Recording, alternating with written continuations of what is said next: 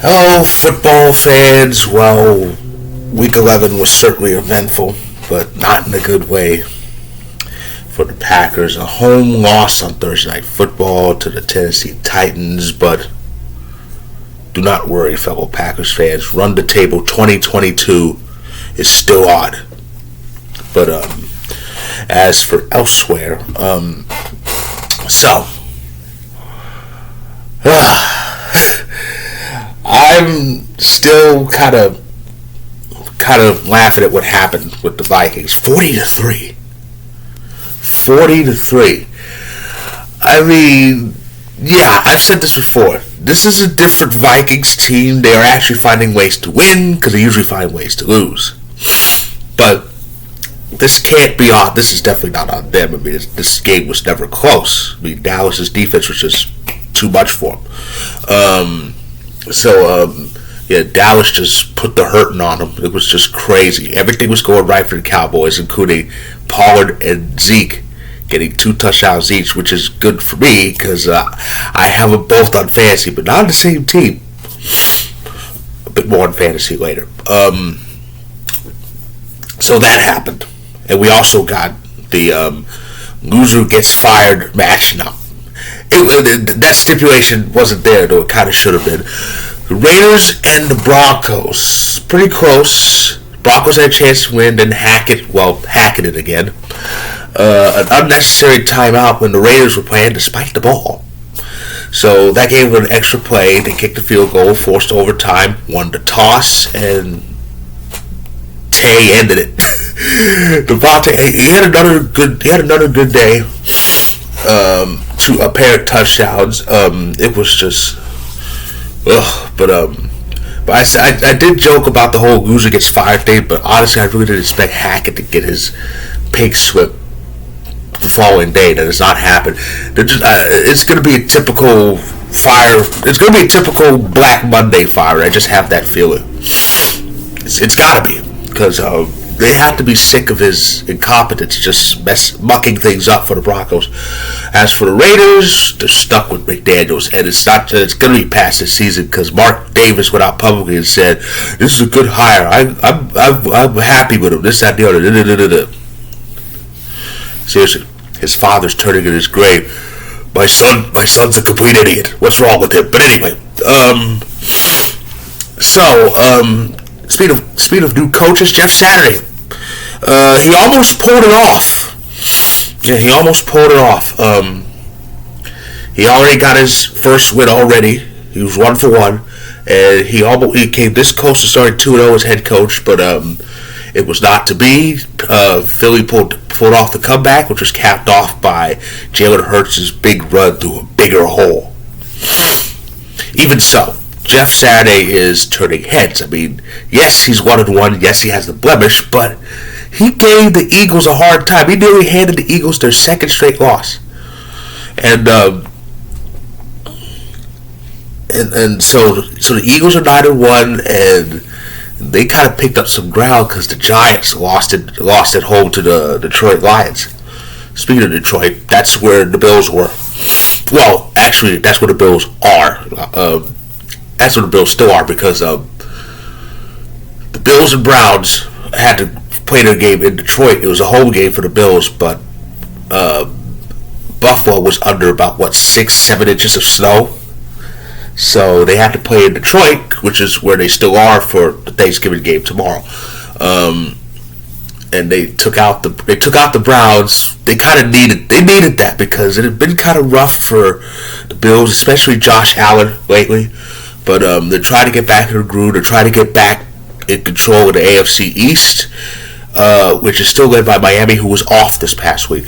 Speaking of the AFC East, oh God, it sucks how that Jets game ended. I mean, nothing was happening anyway. It was 3-3 heading to the final seconds. And at this point, I'm thinking, well, overtime. It's going to be overtime.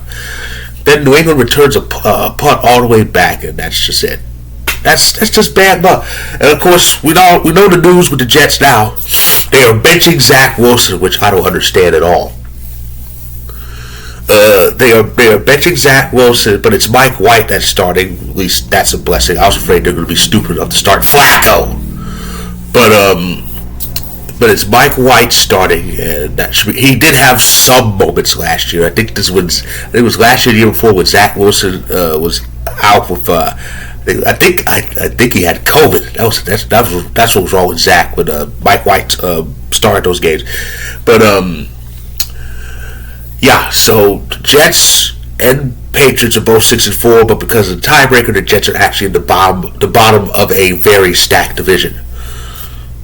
It's them and Washington, who are under 500, who are over 500 last place. Washington's got a big win over the NFL's punching bag this season, the Houston Texans. It definitely pleased me on fantasy. 19 fantasy points, a touchdown, bunch of sacks, crazy. Again, a bit more on fantasy later. So yeah, it's just amazing how the East is. Both East divisions are very stacked, and like I said, the NFC East is really something because 2 years ago nobody was 500. Now this year nobody is under 500. Nobody's 500 under. Everybody in the division has a winning record. It's pretty stacked. Philly's 9-1, but it's still close. However, I think it's a 2-game lead over the Giants and Dallas. The rest of the way should be very interesting. What else? Oh yeah. The Chiefs and Chargers. That was Sunday Night Football. I feel for the Chargers. The Chargers actually are good enough to beat the Kansas City Chiefs. They just don't. Something always happens. In the case of this time, it was Travis Kelce being, Travis Kelce. Amazing how Kansas City just keeps tight ends. I mean, they had Gonzalez, who was the greatest tight end in the NFL history, and now they got Travis Kelce just busting down everything. But yeah, so, and it's funny, isn't it? Because we all, myself included, when the off season happened and these teams were getting these key players, and then when the season was coming closer and closer, we looked at the AFC West and went, ugh, this is going to be a bloodbath. Everybody's going to beat up. Everybody's going to kill each other. It's going to be jockeying for precision. Anybody can win the division. Looks like the status quo, despite all that, even the status quo is maintained. It's Kansas City's to lose again.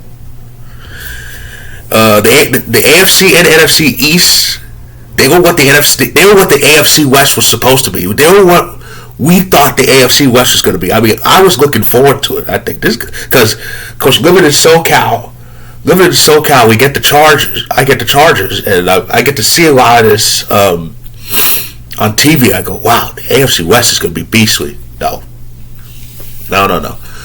It's only the Chiefs that are the beasts. The Chargers try, but they're still in this. And the Raiders and Broncos, oh boy. The Raiders suck. And as for Denver, just be glad you have the Avalanche. Of course, there was Monday Night Football in Mexico City, and oh boy, this game was dead.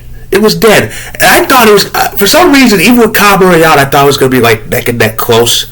But it wasn't. The Niners just had their way with them. It was not a good night. It was not a good night in the office for the Cards, and it was their second weeks in a row without Kyle Murray, and they find themselves in deep trouble. Meanwhile, the Niners find themselves in first place in the NFC West. So, wow. So that's week 11. That's my week 11 recap. Week 12. It's Thanksgiving week. I love Thanksgiving week. Family, food, and football. That's for the football part. The 3 games on Turkey Day. Bills, Lions. Like I said, the Bills are still in Detroit. They've been in Detroit for about a week now. Bills, Lions. That'll be the first game. The centerpiece is Giants, Cowboys. I'm really looking forward to that one. And the nightly game, the primetime game, is Patriots and Vikings. As for the rest of the schedule, we have the Buccaneers come off their bye and head to Cleveland to kill them. The Jets with Mike White are at home against the Bears, so That's a free win for the Jets. The Jaguars coming off a bye are facing the Ravens. The Dolphins coming off their bye are facing Houston. Nice free win for Miami. The Rams and Chiefs play each other. Like I said, the Rams are in trouble. They lost to New Orleans, so they might be pretty much dead after this. Sunday football, Packers Eagles. Remember when Run the Table 6 years ago started in Philly, so it can start in Philly again.